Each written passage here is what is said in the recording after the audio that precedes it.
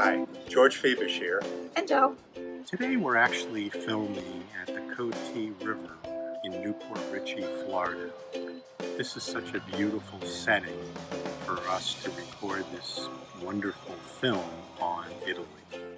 And since our last vlog on how we bought a condo in Italy, everybody loved having both of us on camera.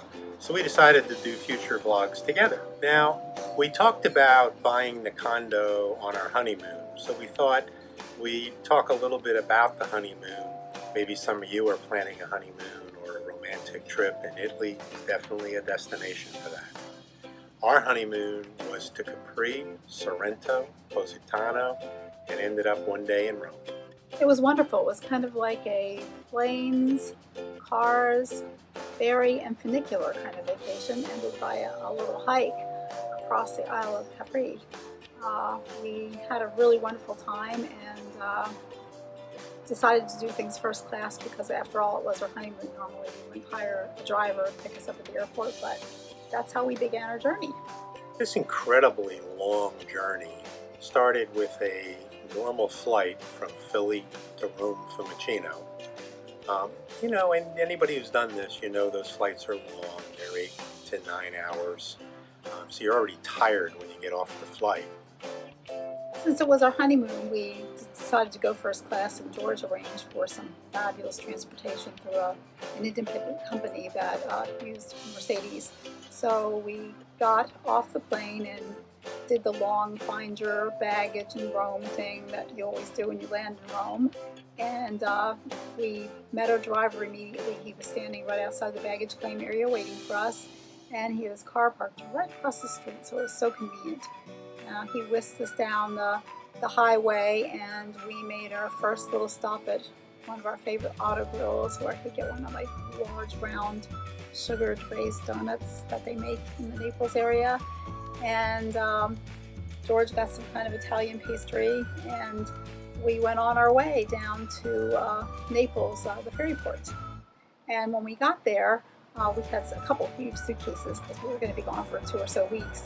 And we weren't really sure, with all the confusion at the port and all the cars everywhere, if we were in the right place. And George and I looked at each other in panic, and we were like, oh my God, what if we have these 2 huge suitcases and we're like not even in the right place? So George said to the driver, please wait for us to make sure we're in the right line and we're at the right ferry port. He did, which was awesome. So we then got on the ferry. We decided to take the high-speed ferry from Naples to Capri because it was about half the time of the slower one. So it was a hydrofoil, went very fast. We first sat up on the top deck where people were sunning themselves, but the sun was way too strong. And soon we came down into the cabin to kind of block out the sun a bit.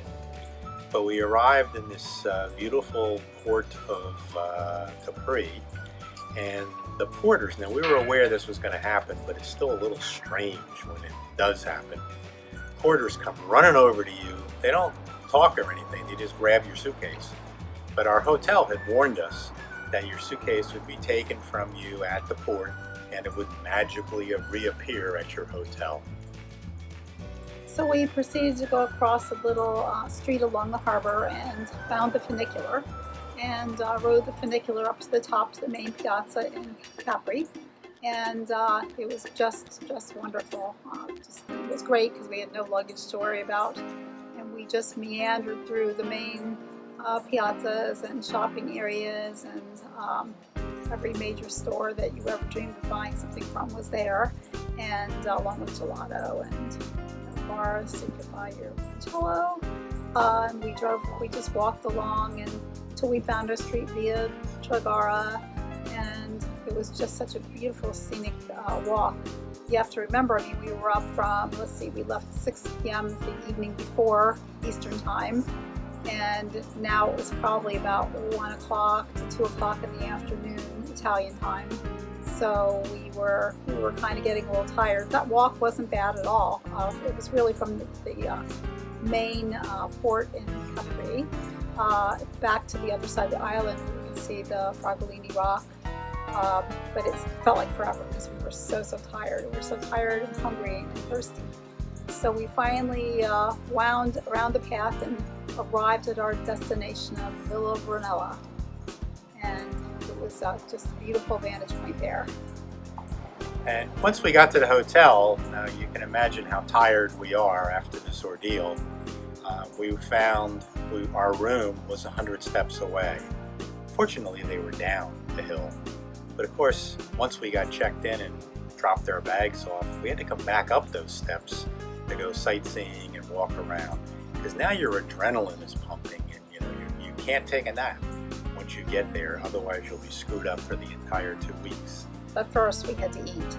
Yeah. And unfortunately, we were so late. It was like 2 or 3 in the afternoon by this time. And our baggage had not yet arrived. And everything was closed for lunch, including the hotel. But the hotel so graciously said, please go down to the pool level and you can go ahead and sit down and we'll send somebody down there and we'll fix you whatever you like for lunch. So we went down to the pool, and this was on the side of the cliff facing the Marina Piccola. So we're way on the other side of Capri at this point. And we had a beautiful view there at the pool. We started having some wine, and I don't recall really whatever we ate. I'm sure we have pictures we can show you during this video, but we just had a very leisurely lunch as we waited for our baggage to arrive, and we just kind of rejuvenated ourselves with food and alcohol. And now we'll show you some pictures of Villa Brunella and this view that won our hearts. Here we have the small street we walked on to the hotel. This was our room, the bedroom in the back and the living room in the front. Here's a view of our room from outside. And then the pool, where we had a wonderful lunch. So after this wonderful 3-night stay at an extremely expensive hotel, and I don't want people to think that when we go, we always go first class, because we don't. But this was your honeymoon, and you tend to want to spend a little bit more. If you're in that situation and you can afford it, this is a place you want to stay. It's just wonderful. So now we work our way back to the port in Capri, and we get on another high-speed ferry, this time to Sorrento. And we're going to go there for 3 more days, and we decided to go first class again. So the ferry ride over was very interesting. It's much shorter than going from Naples to Capri, but you have this wonderful view of Mount Vesuvius. So we were in awe just looking at this. Finally, we pulled into the ferry docks, got our suitcases, left the ferry. Sorrento's high up on a cliff, so the ride from the ferry in our cab was interesting. It's a kind of a windy little road, and there's some cement walls that you drive up in between. And when we got up to the top, near one of the main piazzas, we turned left and went up the coast towards, I would say, towards Naples, to get to our hotel on that end of Sorrento. As we drove through town, we passed a horse-drawn carriage with a just married couple in it, which we thought was cool because we were on our honeymoon. And we pulled up to the edge of the cliff where our hotel Mediterranean stood. And it was a great, tall, imposing structure, maybe 5 or 6 stories tall, right along the edge of the cliff, right across the road from a cliff that led to a sharp drop to a beach. And walked into the hotel, and the lobby just really astounded me. I couldn't stop talking about how much marble there was in the lobby. All the walls, all the floors, everything was marble, and I enjoyed that while George took us in. And we went out to look at the pool, because the pool turned out to be one of my favorite things at this hotel. It was an infinity pool, but not high up on a cliff like a lot of infinity pools. It was just on the ground, but the water would kind of overflow and then disappear into a drain. So it had a cool effect. We went up to our room, and I had asked the manager for something special because it was our honeymoon, never expecting to get the kind of room we got. It was huge by Italian standards. Wonderful bathroom, big bedroom. And we had our own private terrace You go out on the terrace and there's like lounge chairs and a table, and you had a view of the Tyrrhenian Sea and the Bay of Naples, and Vesuvius and Naples in the distance. Just a wonderful, wonderful view. The terrace was at least as big as our room. It was huge. Yeah. And they also left us this great, unexpected gift basket with a little Prosecco, some little Italian cookies, and some fruit in our room to nibble on because, once again, we get to places when everything's closed to eat. We were kind of looking around for something to eat, and a little pizza restaurant out back by the pool was closed. It was past lunchtime, and we later then walked into town. And Joe, do you remember one of my favorite things about this hotel is we had a fantastic waiter, and he had a name tag on that said "Nobody," and we laughed so hard. Nobody took care of us. Nobody took care of us. We went to the manager and said, "Nobody took care of us." We said nobody took excellent care of us. And we just had so much fun with this guy. We saw him, each day we were there. He remembered us. He took care of us. It was all in all a very good experience. I think my favorite part was when we went across the street and took we walked into this structure, and we were trying to figure out how to get way down to the beach, stories and stories below where we were, and it was an elevator ride down. It was actually inside of a cliff, so the elevator was bored out of solid rock. So you go in at the top, you go through a little cave and get on the elevator, and when you get off the elevator, there's another little cave taking you out to the beach and the restaurant. And that was great. Yeah, it was just overall wonderful. And downtown Sorrento is always great too. The little shops, meandering around that little narrow way where all the touristy shops are. It's kind of fun. And the bar, we'll have to remember the name of it when you show the picture of the bar there at the main piazza. Right. Everybody goes there and watches what's going on. It's great. Here we are in Sorrento at the Hotel Mediterraneo. The hotel is high on a cliff above the beach in a nice restaurant. Here's the lobby with its marble floors and the infinity pool that I loved so much. And at the infinity pool is a wonderful bar. Here's our room. This is the terrace looking back into the room. And this is nobody. And we're packing to go to Positano. So from here, we rehired the same company that drove us from Rome to the Naples ferry docks to take us from Sorrento to Positano. We got in another Mercedes. They loaded our luggage up, into the trunk, and we had this wonderful ride along the cliffs, the Amalfi Drive, to Positano. Do you remember as we approached Positano, we stopped for a granita or on the side of the road? That was great, and there's that little vista area. I'm sure everybody who's gone down this way has stopped there to take pictures of the whole town from way up high. That was great. I really enjoyed that ride because, from Sorrento, you take some narrow roads to get up to the Amalfi Coast Road. And from there, you're driving just along the cliffs, and it was just such a beautiful drive. I'm sure I took many, many pictures. And then the anticipation of getting to Positano was great. And then in Positano, we decided to do something a little different.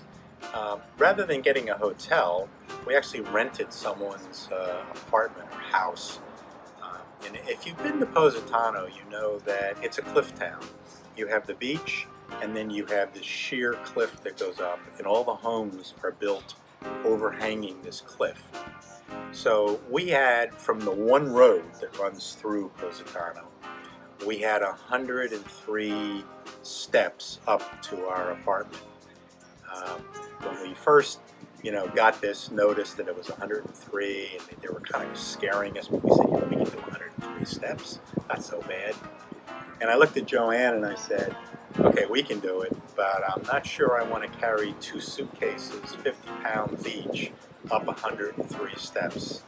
So we hired a porter, and you remember your fear? Oh, yeah. So first of all, the rental agent met us. All we had to do was give her a call when we were on our way, and she met us at the bottom of the staircase to show us where this unit was, because the stairs had several turns, and there was at one point a different way you could go. So to find it on your own would have been interesting. And the porter came, and he was a huge guy. I mean, literally by day, he told us his job was lugging lemons up and down the steps of Positano to make my favorite lemon jello out of. Yay! He took these 2 suitcases, and he didn't, like I thought, one at a time. No, he bungeed them together and put them on one shoulder. And I looked at George and I said, "You'll sit here with me, because the last thing we need is one of us getting plowed over by a suitcase that's falling off his shoulders when he's 100 steps up and we're right behind him. So let's let him get up there with the suitcases before we follow." But this guy actually jogged up the steps. I mean, he didn't go slowly with 100 pounds. He was moving. But we made it up to the top, and we had this wonderful apartment that had a full kitchen, full living room, 2 bathrooms, and a huge bedroom. And outside of the kitchen, living room, and bedroom was a terrace overlooking the beaches at Positano and the sea. Just a beautiful, beautiful view. It was really, really gorgeous, and they stocked our fridge with some staples like wine and some cheese and some prosciutto, and we had some pasta and things there for us. And I can remember the scariest thing during our trip to Positano was that we walked out of our door. So when you got up the staircase, 102 steps or whatever, all of a sudden on your left was number 15 with a little tiny platform with a little tiny stoop outside the door, just enough to step out. So when we were leaving to go explore the town, you leave and you would turn immediately to your right and you go down the steps, but the steps weren't all the same height. Some were wider, some were narrower, some were higher, some were lower, and they were wet because it had rained in the morning while we were driving there. So there wasn't really a railing either. There was kind of a pipe that served as a railing, but the pipe was like 4 steps down from the first step. So George started bounding down the steps, and I'm standing there at the top going, I don't know, I gotta take this first step, but the railing's like down there, and I got used to it quickly, and going down, believe me, was the easy part. By the end of the week, steps didn't matter.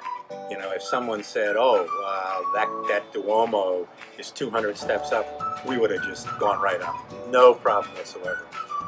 The reason you don't see a lot of gyms in Italy is because people have steps and they walk a lot. So you're in shape. You don't have to worry about dieting. You just eat the good Italian food and you walk and you take the steps. There's stair climbing exercises done on the actual million stairs. They don't have to go to a stair climbing machine here. That's right. And you have the view, so that's fantastic. So we would meet fun people going up and down the steps. A little lady who was probably 85 that goes up and down the steps a couple times every day, and she was going up higher than we were and doing great. And it was fun. We met our little friends along the way. And we try to always say buongiorno or buonasera as we meet people. And the Italians, they know you're a tourist, and they won't say something to you unless you say something. But if you say buongiorno in the morning or early afternoon, their faces light up. They're so happy that you're trying to speak their language, and they'll say buongiorno. Of course, if you say buongiorno too late in the afternoon, you get corrected. I think there's a lot of school teachers there. Buonasera, non buongiorno. But we were coming up the stairs one afternoon, and there's this older man coming down. And I said, buongiorno. And he said, buongiorno. And as he's passing me, I feel a tap on my shoulder. And I look at him, and in perfect English, he said, "You are so lucky to have a blonde." So we always remember this guy, and we had such fun there.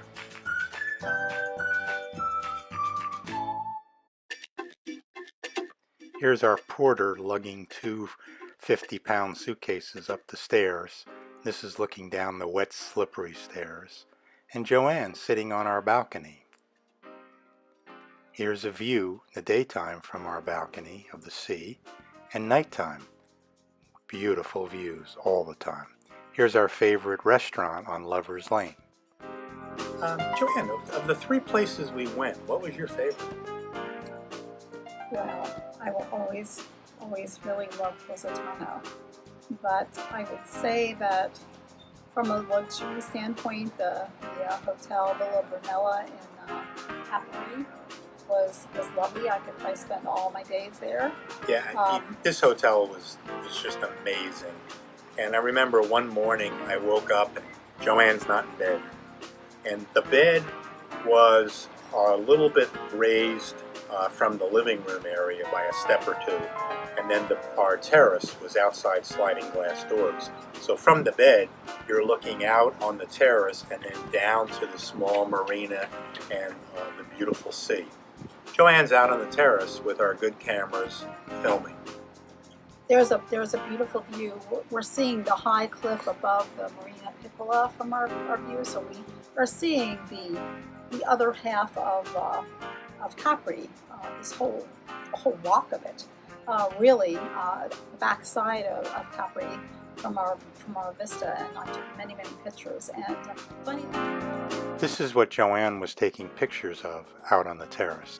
Funny little side story is that a couple of times while we were there in Capri, we got woke up in the middle of the night by our alarm company back home stating the alarm had been set off. And our neighbor had to walk through the house with the police once at 2 in the morning. And we found out when we got home that a mirror had fallen off the wall, broken. And this was a beautiful metal mirror with metal frame with a beveled mirror in the middle of it. And when we got back, we tried to get it repaired several times, but the glass company could never get the glass of the proper thickness to fit back in. So we decided to take one of those view pictures I took of Capri of the rock, and we took it to a special company who made it into a canvas print for us, and we put that in the place of the mirror, and that is our memento of Capri and our alarm company calls. So we made a limoncello out of lemons. This is the picture from our room in Capri. You know, it's funny when you think about it. We have all this technology today, and you can leave your worries behind and go to such a wonderful place as Italy, but your worries will find you the technology. What was your favorite restaurant? Do you remember one that stood out? Well, pretty much most meals are favorites in Italy, but there were two I'd like to call out during our honeymoon that I really loved a lot. One was in Capri, way at the bottom of the cliff across from Fragolini Rock, called La Fontanella, and that was the restaurant we walked down the cliff to catch our boat ride that George talks about in his hundred Capri steps vlog. Steps and slopes, sidewalks down, 20 minutes of walking downhill, really going down the side of the cliff. And we got down to that beautiful restaurant, and George tells in his vlog about our ferry trip. And then when we got back, not our ferry trip, our private boat trip. And then when we got back, we decided to have lunch there, and it was delicious.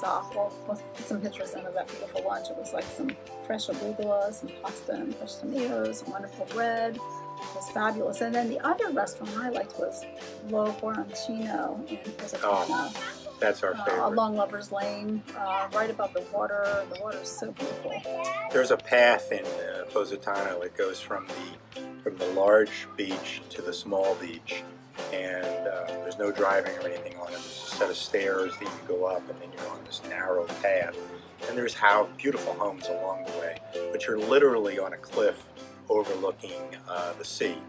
And this restaurant is almost all the way over to the small beach on the upper part of the pathway. Great pastas, great pizzas. You can sit inside or outside. Just a wonderful, wonderful restaurant. There are many other restaurants that were wonderful, but I think we look at the setting as well. The setting and the people that work there. And all trips, even honeymoons, have to come to an end. Ours ended with our trip to Rome, where we closed, and you hear about that in the last vlog about how we bought a place in Italy. And then we spent one night there, got up and took an airplane back home, unfortunately. we were very sad to leave. We hope you enjoyed this vlog. If you did, like below and subscribe. All the places we spoke about, Capri, Sorrento, Positano, and Rome, they have individual vlogs on those. Just go into my playlist, an Italian vlog, and you'll find them along with many, many other places. Hope you enjoy it, and we'll be back for more. Ciao. Ciao.